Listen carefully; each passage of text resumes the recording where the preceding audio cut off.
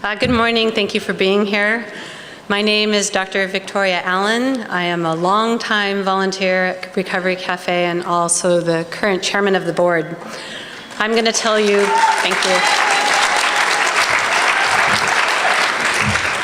I'm going to tell you a little bit about myself, my journey, and why Recovery Café is so very important to me.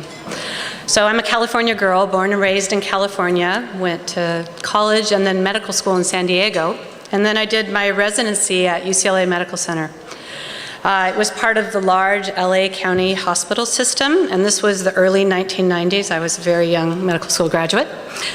When suddenly we were in these busy hospitals and we were starting to admit mostly young men, and they were being admitted to the hospitals terribly ill and dying from a mysterious and brutal disease.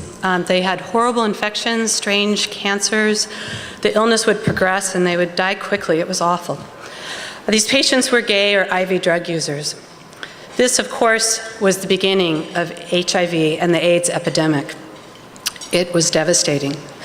It broke my heart. I would work long hours in the hospital. In those days, they didn't have restrictions on the hours yet, so often 100+ hours a week in the hospital. I would stay after my shifts, and I would go and I would sit in the room of my AIDS patients, keeping them company.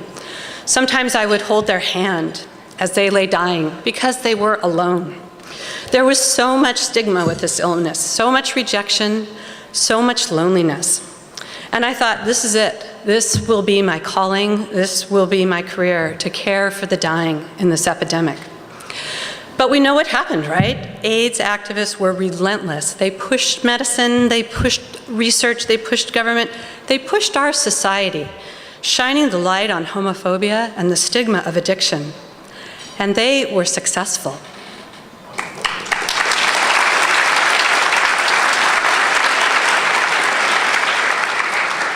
Today, HIV is now treated as a chronic illness rather than a fatal illness. And honestly, my HIV patients, I nag them as much about diet and exercise as I do anyone else. So AIDS did not turn out to be what defined my time in medicine as a medical doctor. So what is it in my 20+ years working downtown on the front lines? Some of my colleagues are here. Primary care in a busy downtown clinic.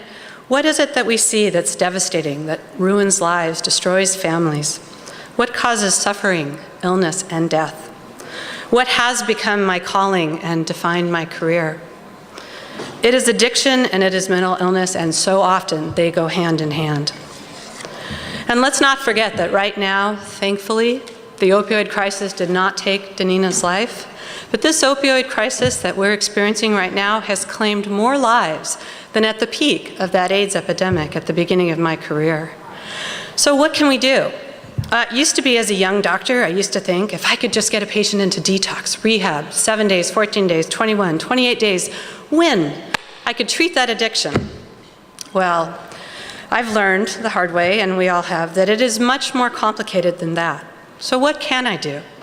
As a doctor, I can offer my time. I can prescribe medication for mental illness or addiction.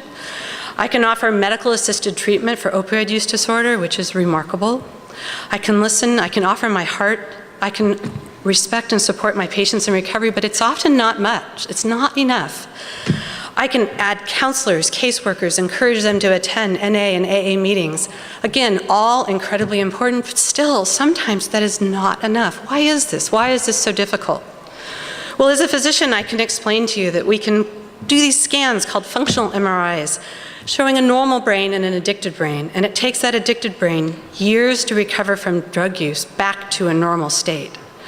And as a human being standing up here after serving 20+ years caring for the ill and the suffering, I can tell you that the traumatized soul takes even longer.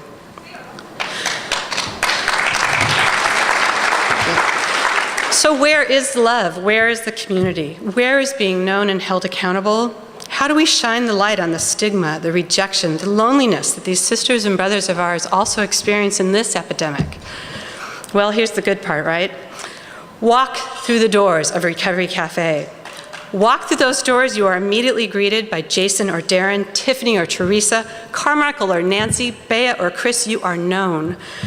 Walk through those doors, you become a member, and you join that weekly recovery circle, and you are held accountable. Walk through those doors and you are met by the amazing Carolyn and encouraged and cajoled and enrolled in one of the many programs, classes, and offerings she coordinates at the Café, including my personal favorite, the Soul Train Walking and Running Club. Walk through those doors, you are hugged by Killian. You walk through those doors, you are asked to give back. You are asked to do the hard work, the chores, the daily workings of the Café. Can't do it without members' help.